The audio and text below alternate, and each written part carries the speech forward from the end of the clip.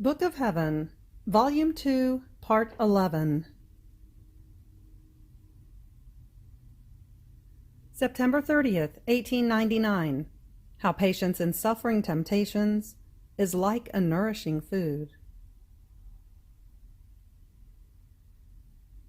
Earlier, I spent more than 1 hour of hell. I went about looking, in passing, at the image of baby Jesus, and a thought, like lightning, said to the baby, "How ugly you are." I tried not to pay attention to it and not to become disturbed, so as to avoid some game with the devil. Yet in spite of this, that diabolical lightning penetrated into my heart, and I felt that my poor heart was hating Jesus. Ah, yes, I felt I was in hell, keeping company with the damned. I felt love changed into hate. Oh God, what pain being unable to love you. I said, "Lord, it is true that I am not worthy to love you, but at least accept this pain, that I would want to love you but cannot." So after spending more than 1 hour in hell, it seemed I got out of it, thank God. But who can say how afflicted and weakened my poor heart was left, because of the war fought between hate and love?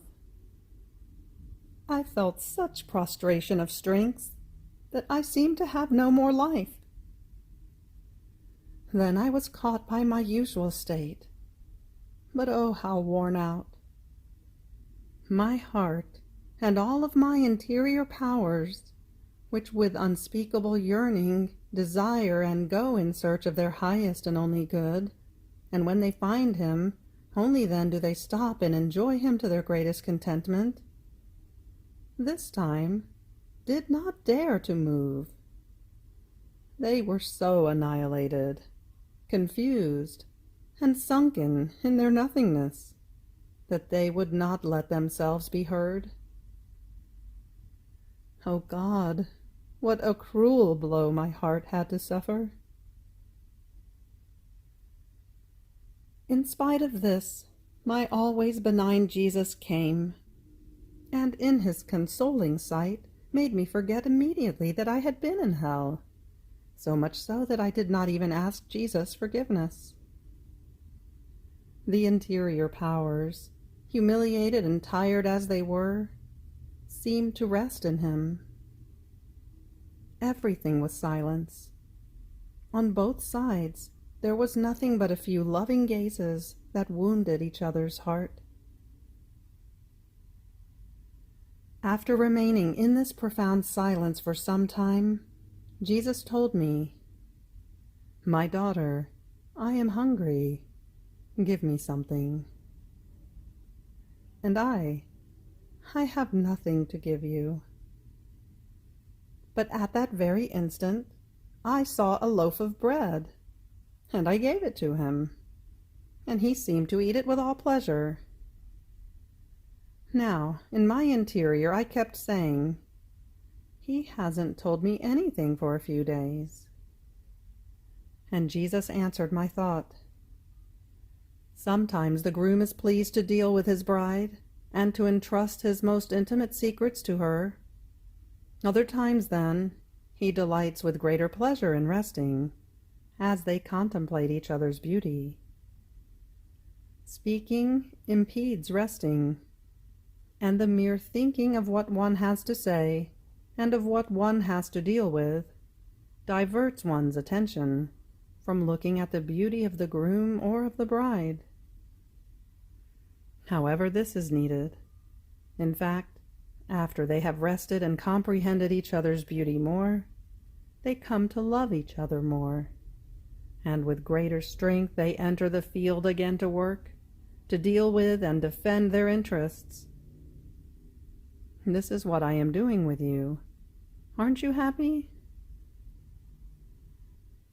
After this, a thought flashed through my mind about the hour spent in hell, and immediately I said, "Oh Lord, forgive me, how many offenses I gave you. And he, "Do not want to afflict or disturb yourself. It is I who leads the soul deep into the abyss, to then be able to lead her more swiftly to heaven." Then he made me comprehend that that loaf of bread that I found was nothing other than the patience with which I had borne that hour of bloody battle. Therefore patience, humiliation, and offering to God what one suffers in time of temptation is a nourishing bread that one gives to our Lord, which he accepts with great pleasure. October 1st, 1899. Jesus speaks with bitterness about the abuses of the sacraments. This morning, lovable Jesus continued to make himself seen in silence, but with a most afflicted appearance. He had a thick crown of thorns driven onto his head. I felt my interior powers silent. They did not dare to say a single word. But in seeing that he suffered very much in his head, I stretched out my hands and very carefully removed the crown of thorns. But what a bitter spasm he suffered! How his wounds opened more, and his blood poured out in torrents! In truth, it was something that tortured the soul. After I removed it, I put it onto my head, and he himself helped so that it might penetrate inside. However, everything was silence on both sides. But what was my surprise when, after a little while, I went about looking at him again, and I saw that, with the offenses that were given, they were putting another one on the head of Jesus. Oh, human perfidy! Oh, incomparable patience of Jesus! How great you are! And Jesus kept silent, and almost would not look at them, so as not to know who his offenders were. Again I removed it, and as all my interior powers woke up with tender compassion, I said to him, "My dear good, my sweet life, tell me a little bit. Why do you no longer tell me anything? It has never been your usual way to hide your secrets from me. Oh, please, let us speak together a little, for in this way we will pour out a little bit the sorrow and the love that oppress us." And he, "My daughter, you are the relief in my pains. However, know that I do not tell you anything, because you always force me not to chastise the people. You want to oppose my justice, and if I do not do as you want, you remain disappointed, and I feel more pain for not keeping you content. Therefore, in order to avoid disappointments on both sides, I keep silent. And I, my good Jesus, have you perhaps forgotten that you yourself suffer after you have made use of your justice? It is seeing you suffer in the very creatures that makes me more than ever alert in forcing you not to chastise the people. And then, seeing the creatures themselves turn against you like many poisonous vipers, such that they would almost take your life if it were in their power, because they see themselves under your scourges, and they irritate your justice even more.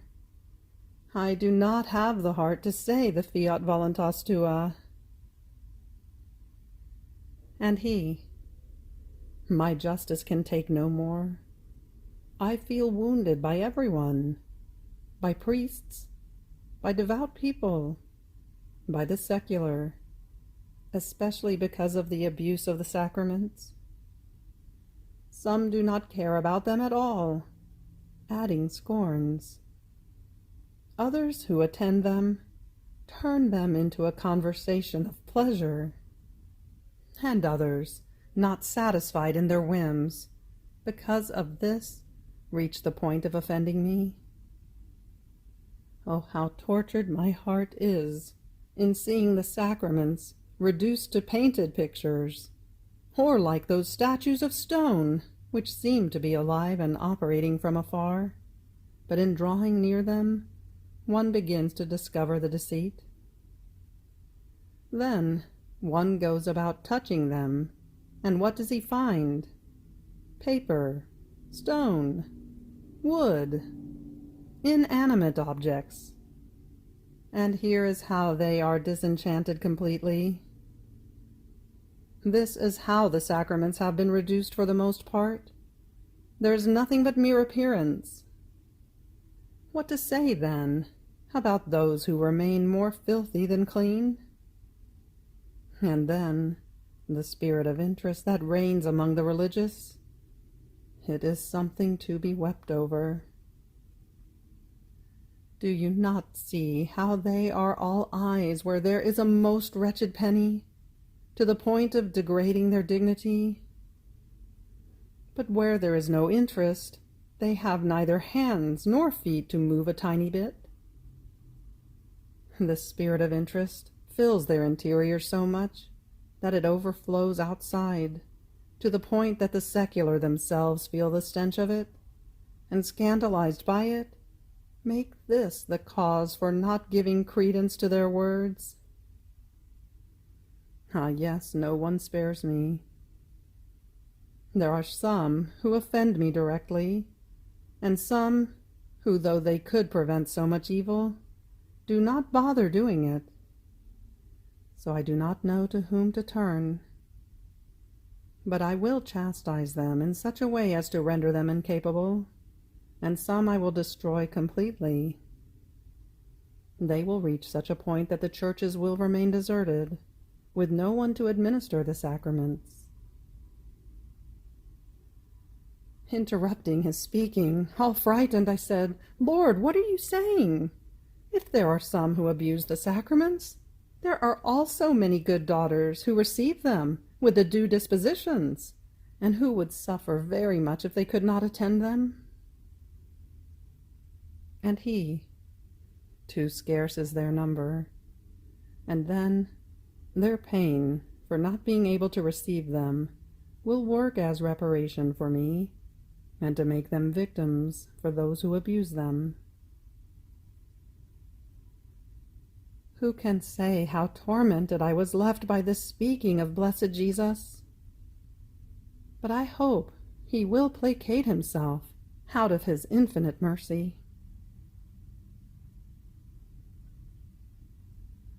October 3rd, 1899. Luisa deals with Lady Obedience. Exaltation of obedience.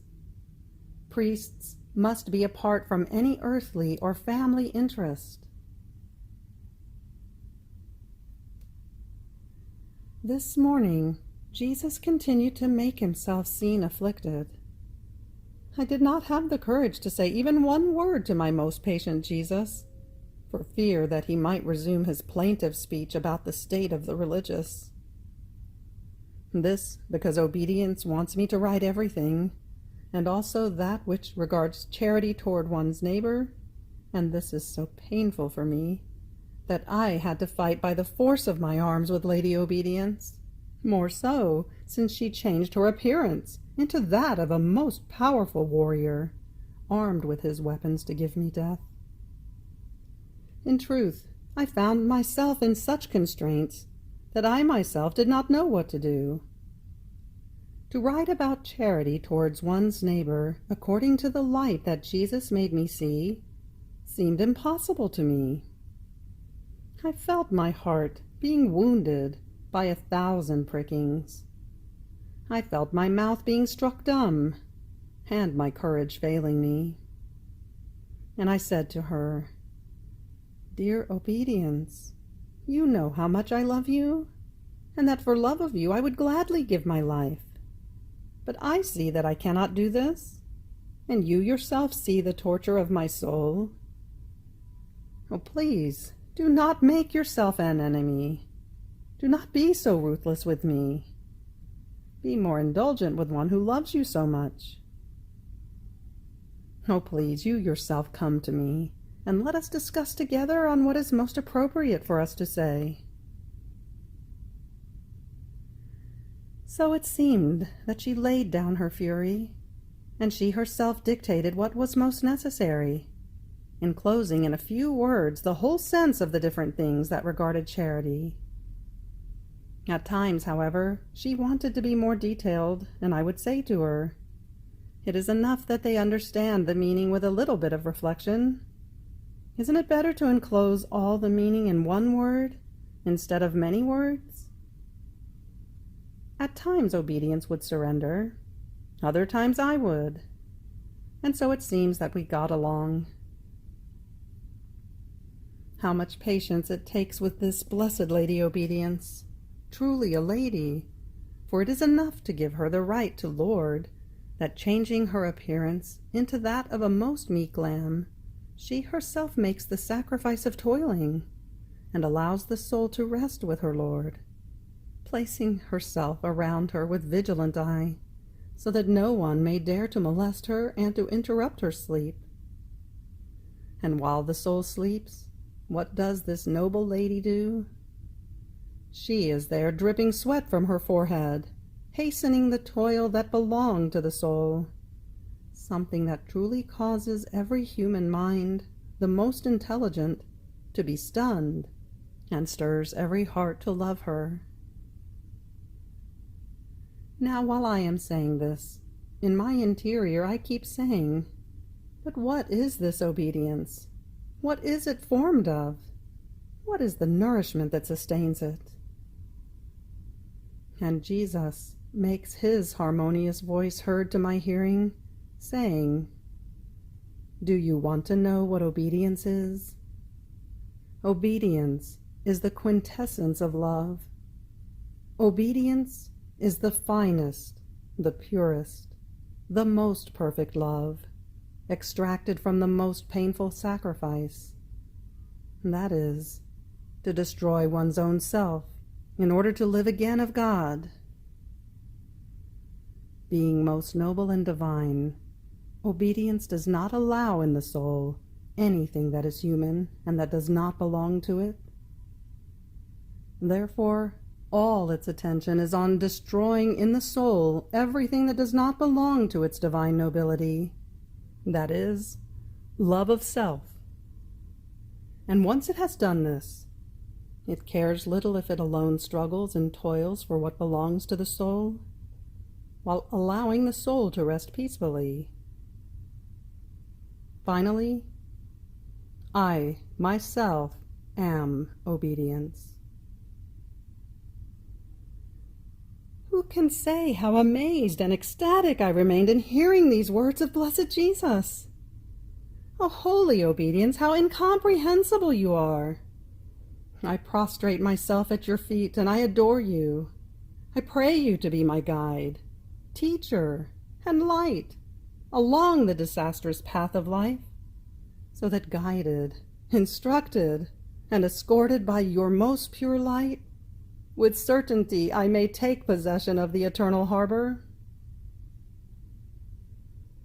I stop here, almost forcing myself to go out of this virtue of obedience. Otherwise I would never stop speaking. So much is the light that I see of this virtue that I could endlessly continue writing about it. But other things call me. Therefore I keep silent, and I go back to where I left.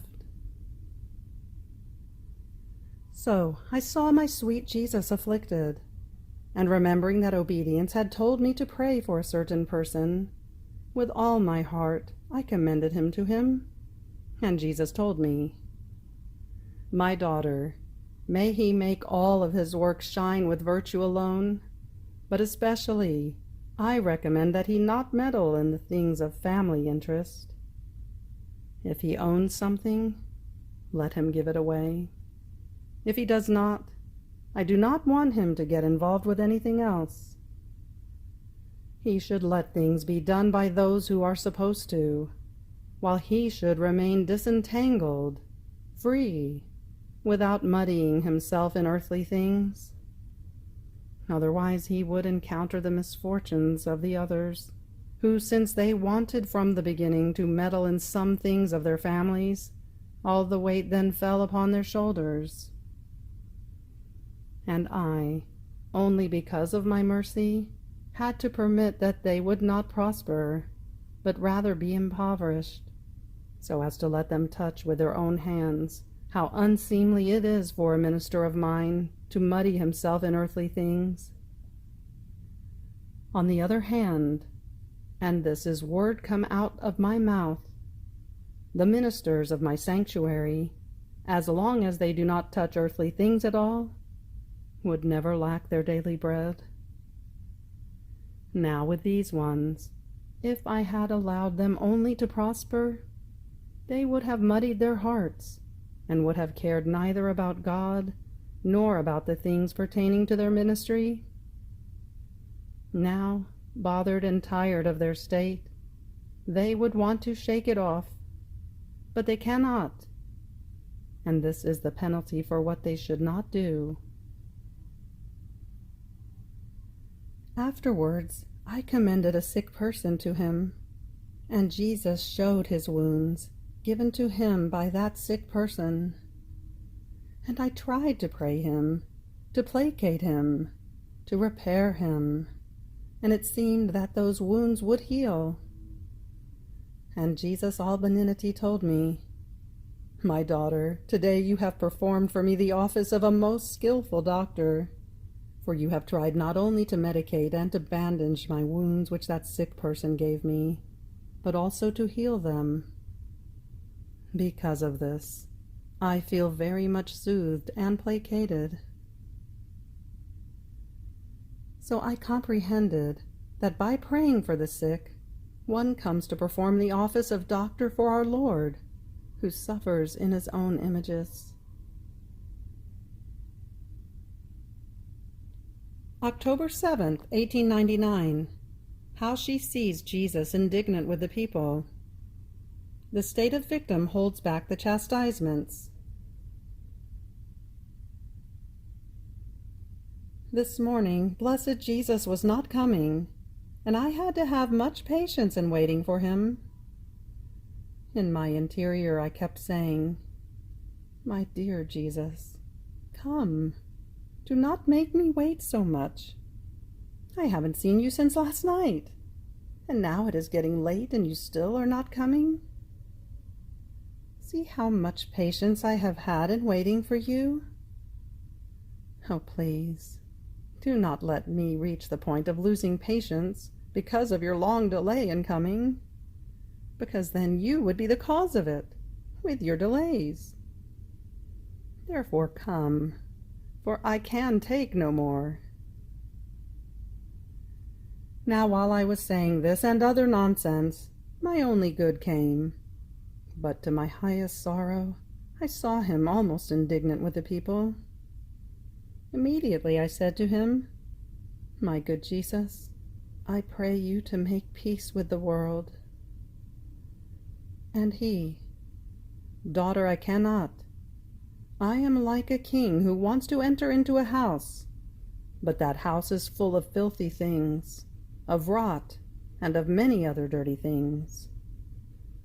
The king, as king, has the power to enter into it. There is no one who could prevent him, and he could even clean that house with his own hands. But he does not want to do it, because it is not decent for his royal person to descend to such lowness. And until that house is cleaned by others, in spite of the fact that he has the power, the will, and a great desire, to the point of suffering for it, he will never deign to set foot in it. So I am the king who can and wants, but I want their will. I want them to remove the rot of sins before I enter and make peace with them. No, it is not decent for my royalty to enter and make peace with them. On the contrary, I will do nothing but send chastisements. The fire of tribulation will inundate them everywhere, to the point of knocking them down, so that they may remember that a God exists, the only one who can help them and free them." And I, interrupting his speaking, said to him, "Lord, if you want to lay hands to chastisements, I want to come.